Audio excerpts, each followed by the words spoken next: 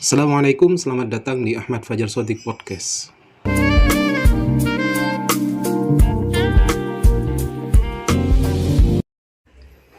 Bismillahirrahmanirrahim. Assalamualaikum warahmatullahi wabarakatuh. Selamat datang teman-teman di podcast saya. Pada kesempatan kali ini saya akan mengajak teman-teman untuk berbicara tentang tema yang agak dewasa, yaitu tema tentang keluarga atau relasi kehidupan suami dan istri. Tentunya ini sangat bermanfaat bagi yang sudah berkeluarga, namun bagi yang belum berkeluarga tentunya menjadi bekal nantinya ya. Kira-kira menjadi bekal ya. Kalian nanti kalau sudah berkeluarga itu ternyata menikah itu bukan hanya urusan simpel ya, bukan hanya urusan ranjang, tapi banyak sekali hal-hal yang dihadapi, banyak problem-problem yang dihadapi, dan itu kalau tidak bisa diselesaikan problem itu bisa menjadi masalah nantinya. Baik, tanpa panjang lebar lagi, saya langsung ya bacakan ini buku kecil ya, ditulis oleh Al-Ustadz Wajdi Ghunaim begitu ya, Ghunaim atau ya bacanya tidak ada harokatnya. Ini saya dapat dulu ketika di Mesir ya, gratis, dapat door prize. Baik, Thumma ba'du, setelah mukaddimah beliau menulis, saya langsung ke inti langsung ke bagian isi ya tulisannya. Beliau menulis, fil haqiqah mawdu'ul yawm muhimmun jiddan li'annahu yu'alij mushkilatiz zawaj wa huwa bi'unwan at-tariq ila as-sa'adah az-zawjiyah.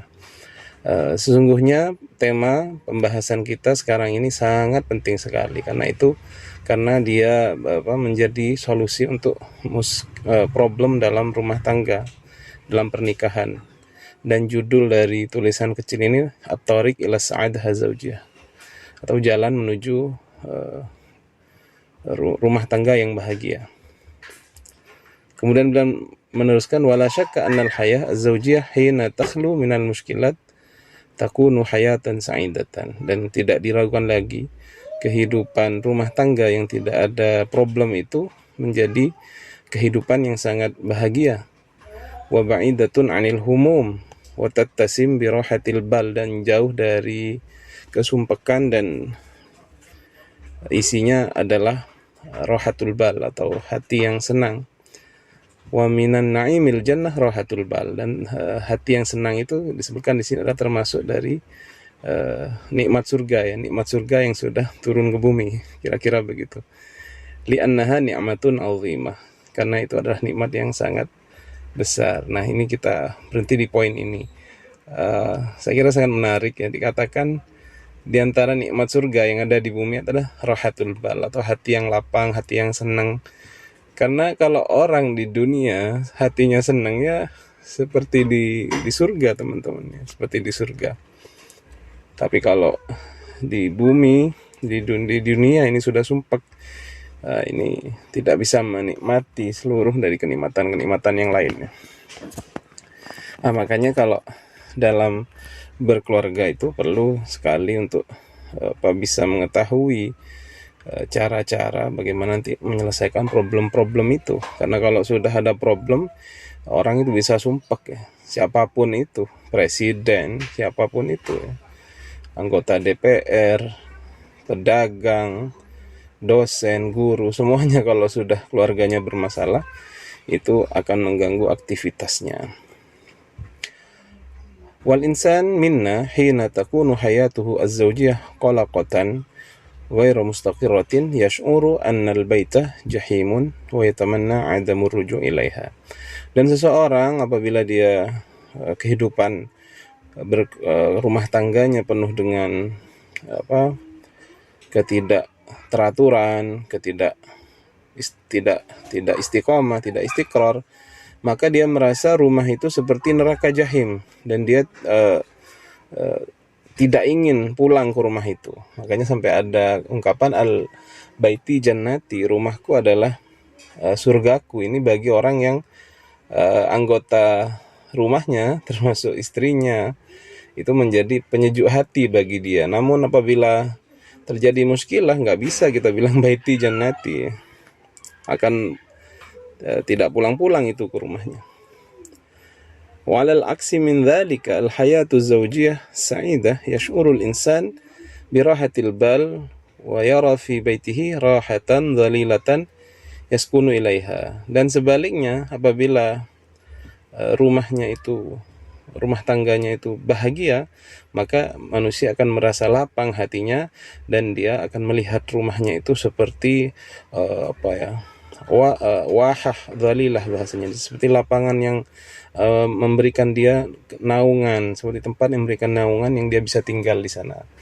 Kita kalau ada tempat bernaung, baik itu pohon besar ataupun apa itu, kita kerasan ya, karena bisa menghindarkan dari cahaya matahari. Begitupun juga rumah tangga, apabila dia bahagia, itu juga bisa menjadi tempat kita untuk merasa tenang. Makanya dalam sering disampaikan para mubaligh kita itu tentang ayat ini ya, litaskunu ilaiha, ya, agar kita menjadi sakinah ya. Orang itu bisa bisa dalam ada orang yang mengatakan ini juga, bahwasanya manusia itu bisa menjadi tenang ada dua hal.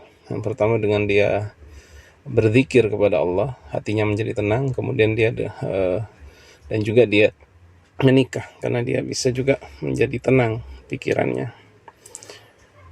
Nah, baik, sekarang dia masuk pada pembahasan yang dia beri garis merah di sini, sebuah poinnya. Apa poinnya? Al-mar'atu khuliqat minar rajuli. Perempuan itu diciptakan dari laki-laki. Ini menurut salah satu pendapat yang konvensional ya.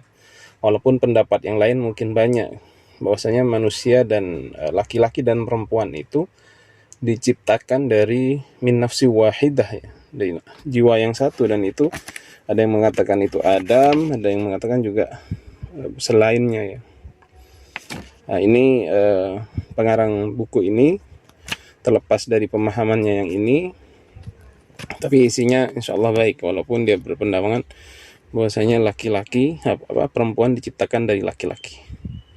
Silakan Anda baca bukunya Bapak Fakih Abdul Qadir.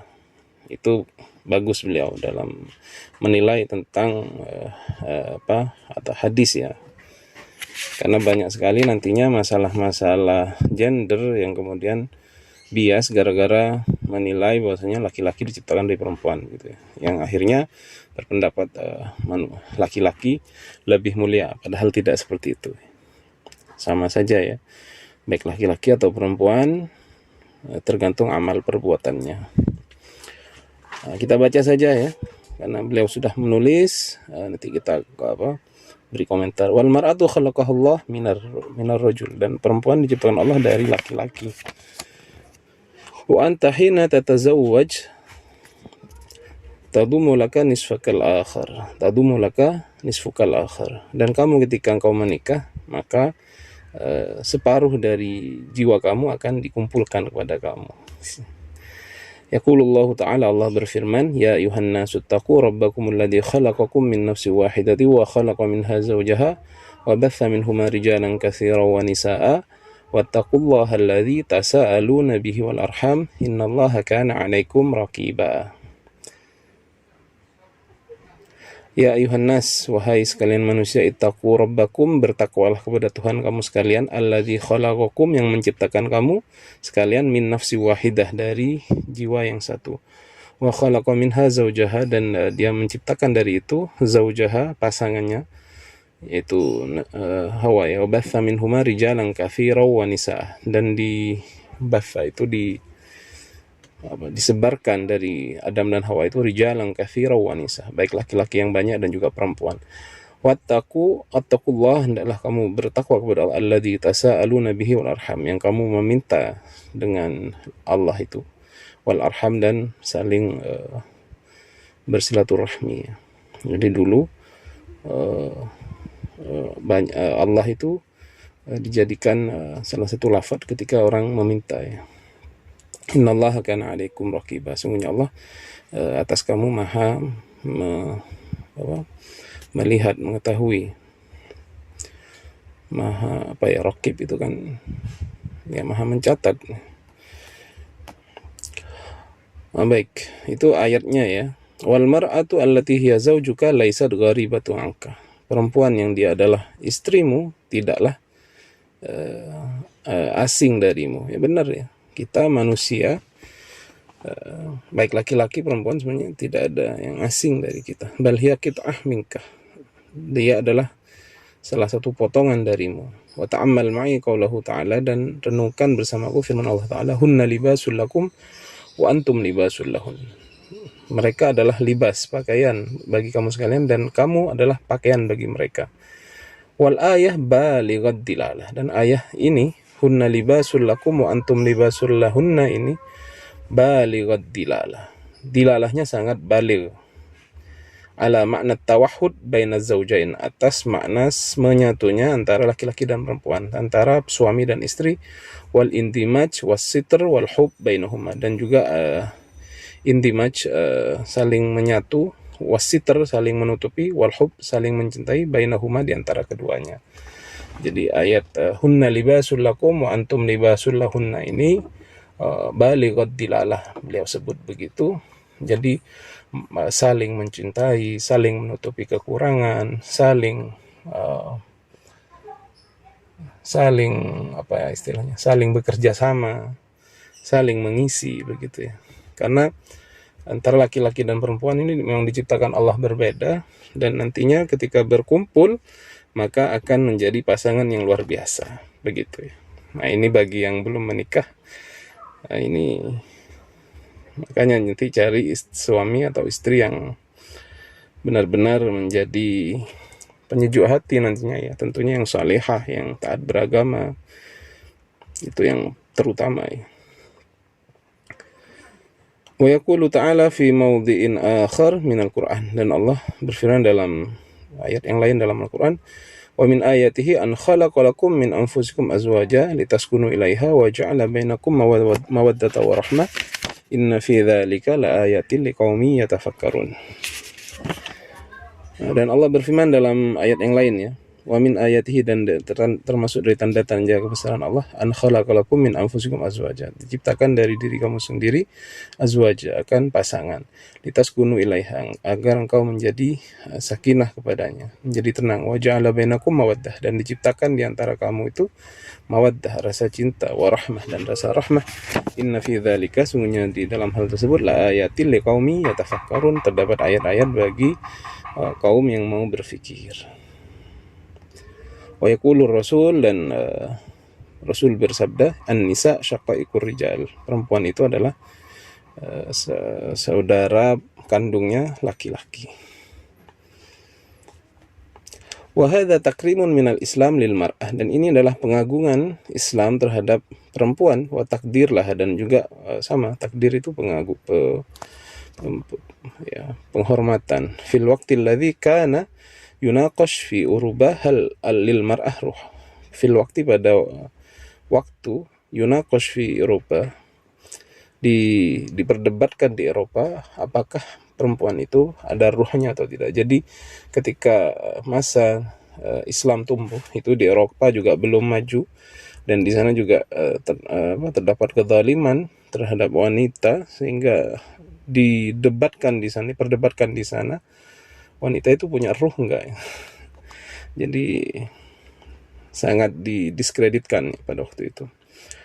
Am anna ruha minasyaiton, ataukah rohnya itu dari setan ya. Wah, ini parah sekali. Wa ya'tabirun al-mar'ah syai'an la qima wa ya'tabirun, dan mereka menganggap al-mar'ah syai'an la qimata laha, sesuatu yang tidak ada nilainya. Wa fi ba'dil aqaid kanat al-mar'u tahriku nafsaha ba'da wafati zawjiha, dan di sebagian kepercayaannya, seorang wanita itu membakar dirinya setelah meninggalnya suaminya. Jadi ketika suaminya meninggal, maka dia membunuh dirinya gitu. Jadi seakan-akan gimana ya, kejam lah gitu. Laqad karama al-Islamu al-mar'ata bima lam yakrimuha dinun akhar. Islam telah memuliakan perempuan dengan sangat besar ya, di mana hal tersebut tidak pernah dilakukan agama yang lain. Wa atalaha minal hukuk ma lam tanalhu min qabl, dan diberikan hak-hak yang dia tidak peroleh sebelum. Jadi Islam itu ajarannya mengangkat perempuan sebenarnya yang sebelumnya dilecehkan gitu ya, termasuk di Eropa dan di bagian dunia yang lain. Makanya kalau sekarang ada orang Islam tetapi tidak menghargai perempuan, itu sebenarnya bertentangan dengan ajaran-ajaran Islam ya. Wa kanat wasiatun Nabi sallallahu alaihi wasallam qabla wafatih, dan wasiat Nabi sebelum meninggalnya, istausu bin nisa'i khaira, berwasiatlah kamu kepada perempuan itu dengan baik. Fa innahunna awanun indakum, karena mereka itu adalah awan. Saya lupa mana awan. Akhatumuhunna bi amanatillah. Kamu mengambil, maksudnya di sini menjadi halal mereka itu dengan amanah dari Allah. Wastahlaltum furujahna, kemudian dihalalkan farji mereka, artinya dengan menikah bi kalimatillah, dengan kalimat Allah, dengan ijab qabul itu. Wal muslim yatajawwad imratahu ala kitabillah wa sunnati rasul, dan seorang muslim itu menikahi istrinya dengan dasar kitab Allah dan sunnah rasulnya. Wa ma dama kadzalik fala budda an takuna hayatuhu multazimah bi kitabillah wa sunnati rasul. Maka apabila dia menikah berdasarkan Al-Quran dan Sunnah, maka harusnya pernikahannya itu juga berdasarkan atas panduan dari Al-Quran dan Sunnah Nabi Muhammad. Wa yabhath anil hululil mushkalatihi min kitabi wa sunnati rasuli, dan dia juga mencari solusi dari permasalahannya dari kitab Allah dan Sunnah Rasulnya ya. Walaupun sebenarnya hikmah bisa kita dapatkan dari mana-mana ya. Kalau kita mencari dalam Al-Quran, dalam hadis Nabi, tentunya Nabi itu ya sosok yang sangat mulia, memuliakan perempuan, sangat baik ya. Termasuk ada cerita ketika beliau ada masalah dengan Sayyidah Aisyah. Kemudian mereka niat mengadu kepada Sayyidina Abu Bakar ya, ayah daripada Sayyidah Aisyah. Kemudian Sayyidah Aisyah bermusyawarah dengan Rasulullah, siapa yang mau ngomong duluan? Kemudian Sayyidah Aisyah bilang, ya kamu aja. Rasulullah disuruh duluan, ya, kamu saja duluan. Tapi Sayyidah Aisyah bilang begini, tapi kamu jangan ngomong kecuali yang benar ya. Ketika bicara seperti itu Sayyidina Abu Bakar langsung marah. Kenapa? Rasulullah itu tidak pernah berkata bohong ya. Dikenal amin sejak beliau belum diangkat sebagai nabi, langsung marah, mau dipukul. Nah, ketika mau dipukul malah Rasulullah yang menghalangi. Wahai Abu Bakar gitu ya, kami tidak mengundang kau untuk seperti ini gitu ya. Masyaallah Rasulullah sallallahu alaihi wasallam. Baik, ini pertemuan selanjutnya atau pada kesempatan selanjutnya kita bahas tentang attiba mukhtalafah atau attiba yang tabiat atau perangai yang berbeda ya antara laki-laki dan perempuan. Apa sih bagaimana sih perempuan itu harus juga kita ketahui, bagaimana sih laki-laki itu juga kita harus ketahui ya. Jadi bagi perempuan memahami laki-laki dan laki-laki juga harusnya memahami perempuan sehingga tercipta harmoni. Baik, ya, saya akhiri dulu sampai di sini. Kita jumpa lagi pada kesempatan berikutnya tentang attiba al-mukhtalifah tadi. Baik, ya, saya akhiri. Assalamualaikum.